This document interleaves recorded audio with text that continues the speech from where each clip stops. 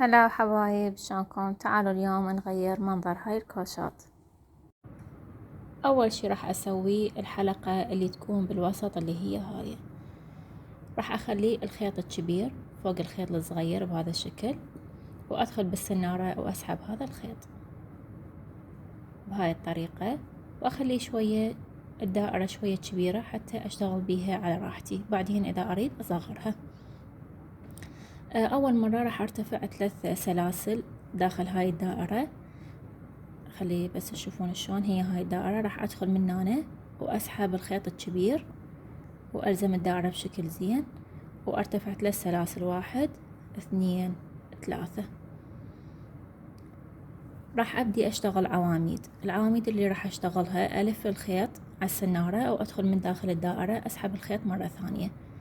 راح اسحبه على 3 مرات. اول مرة اطلع حلقة واحدة، حلقة واحدة، بعدين حلقتين،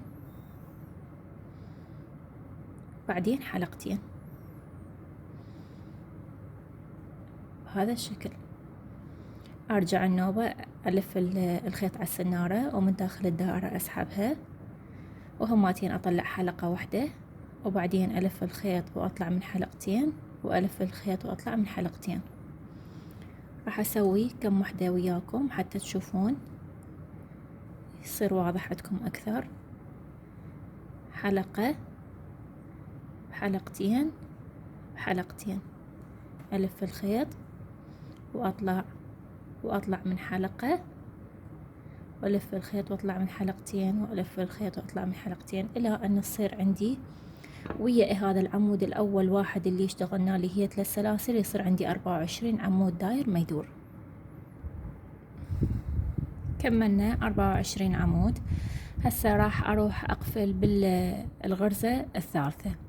هنا أنا عندي 1 2 3. اخاف ما تعرفون يا هي الثالثة اللي تصير قبل اللي فوق العمود. هذا العمود فوقها 1 اللي قبلها تصير بالضبط. راح ادخل بهذا الشكل، اخذ الحلقتين او الخيطين اللي صار لي فوق مثل كل مرة، واخلي خيط هنا 1 جوا. هي هاي السلسلة هيك مصيرة، وراح اسحب الخيط من عندها، منها ومن الحلقة الأصلية هاي.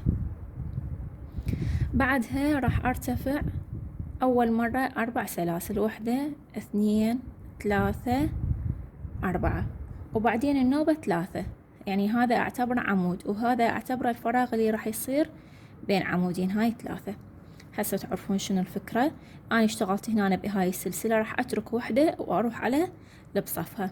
هاي راح ألف الخيط أول مرة مرتين، وقلنا أعوف حلقة وأروح على اللي بصفها، وراح أشتغل عمود بلفتين. أول مرة أطلع خيط حلقتين، وبعدين حلقتين، وبعدين حلقتين. بعدها راح أشتغل 3 سلاسل، 1 2 3. هسه شوفوا اعتبرنا هذا عمود و3 سلاسل، عمود و3 سلاسل. نفس الحالة همتين راح اترك هاي 1 واروح على بصفها، الف الخيط مرتين، قلنا نتركها واروح على هاي،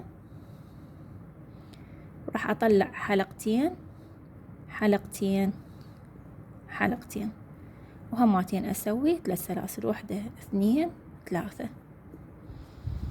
اترك 1 واروح على بصفها الا ان اكمل السرة كليته.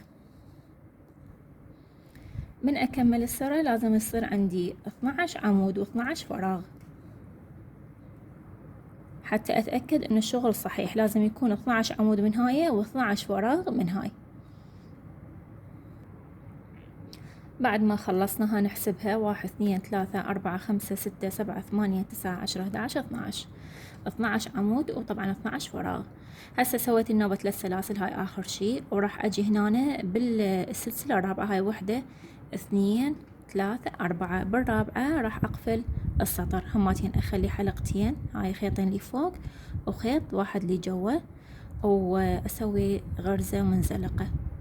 راح أدخل من هنا ومن هنا بهذا الشكل حتى أوصل هنا لهذا الفراغ، ما يصير أشتغل هنا فوق هذا العمود.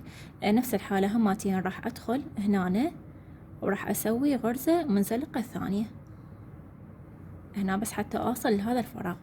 هسه راح أرتفع أول مرة 4 سلاسل، 1 2 3 4. وراها ابدي اسوي 3 عمود كل واحد بلفتين، يعني نفس هذا اللي كنا نشتغله، هم الفه مرتين وادخل هنا اطلع من حلقتين بحلقتين بحلقتين، وهماتين الف النوبة، حلقتين بحلقتين بحلقتين، 2 ب2 ب2. هسه صار عندي 1 2 3 4 فوق هذا الفراغ.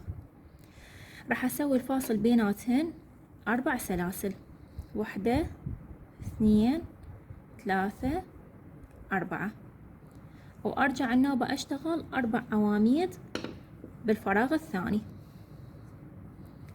اكرر نفس الشغل، يعني هم الف الخيط مرتين وادخل هنا واسحبه من حلقتين بحلقتين بحلقتين.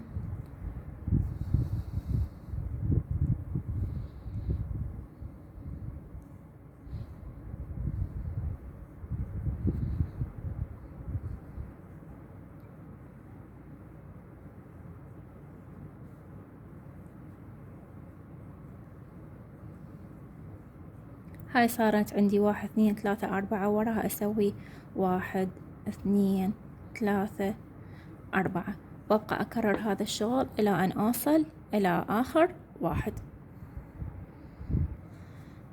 بعد ما كملنا هاي كليتها 4 عواميد ب4 سلاسل، 4 عواميد ب4 سلاسل. قبل ما اجي اغلق اتاكد من عندها كليتها، لان اذا واحدة من عندها ما صايرة راح يخرب الشغل كليته، ترجعون تفلوها من جديد. فدائما اتأكدوا من الشغل قبل ما تغلقون السرة. هسه آخر شي سويت 4 عواميد، وهنا 4 سلاسل، وراح أغلق هنا عندي بالسلسلة الرابعة. قلنا دائما السر اللي قبل العمود، حتى إذا ما تحسبون عادي مبينة هياتي. هاي راح أسوي غرزة منزلقة، أسحب الخيط من عندها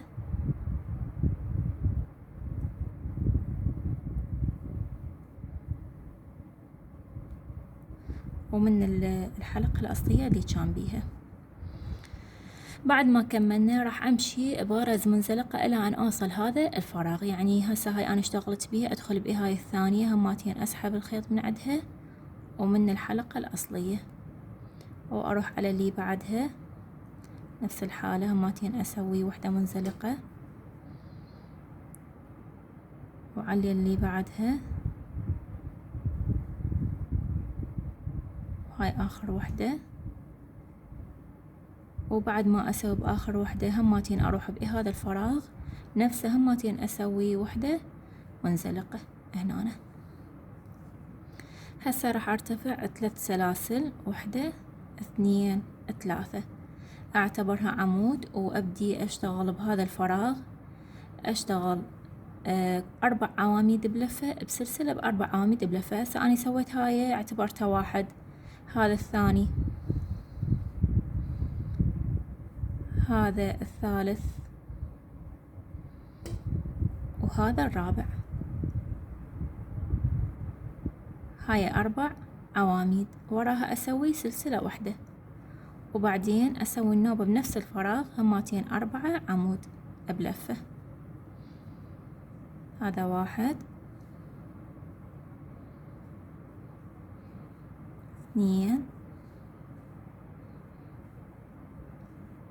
3 4. بعد ما اكمل هاي ال4 عواميد اجي هنا على هاي العواميد اللي فوقاها، كل وحدة فوقاها سلسلة. هسه هاي 1 2 3 4، 4 سلاسل. اعوف الاولى والثانية، اروح على الثالثة هاي ادخل بيها واطلع الخيط، وارجع الف الخيط واطلع من عندهن اثنيناتهن. هاي يسموها غرزة حشو. بعدها مباشرة راح الف الخيط واروح على الفراغ اللي بعده، هم راح اسوي 4 عمود. هذا 1 وهذا 2 3 4 5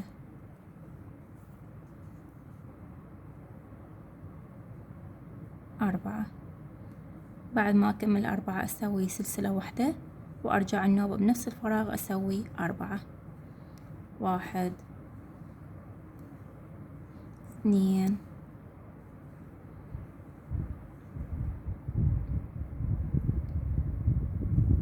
3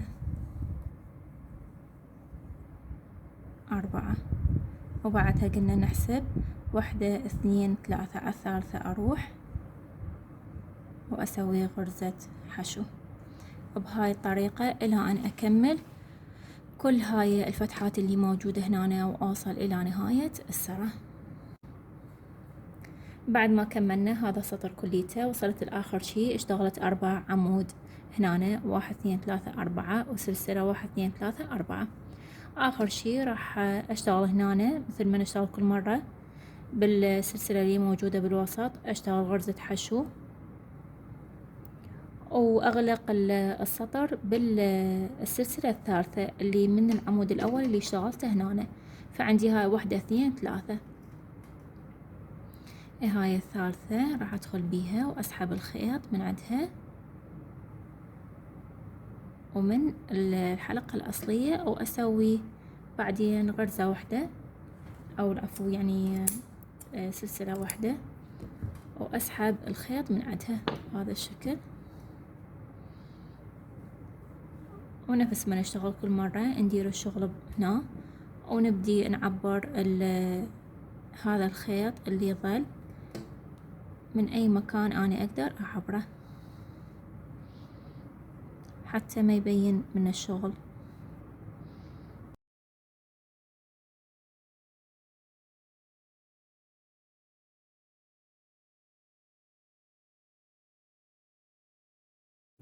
بعد ما كملنا أحياكة هاي القطعة كليتها راح نثبتها على الكوشات.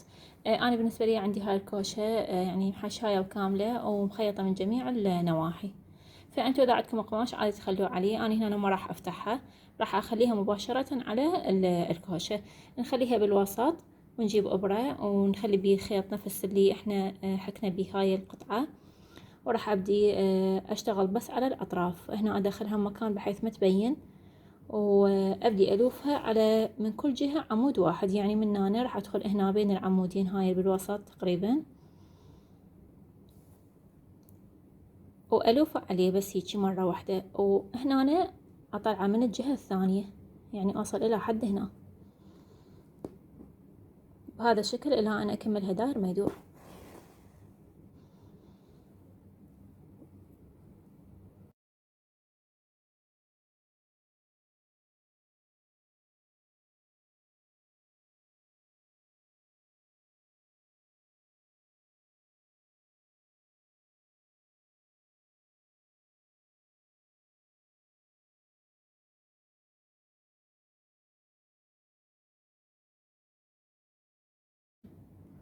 وبهاي الطريقة أثبت كل القطع اللي سويتها على الكوشات، وهذا منظرها بعد ما كملت.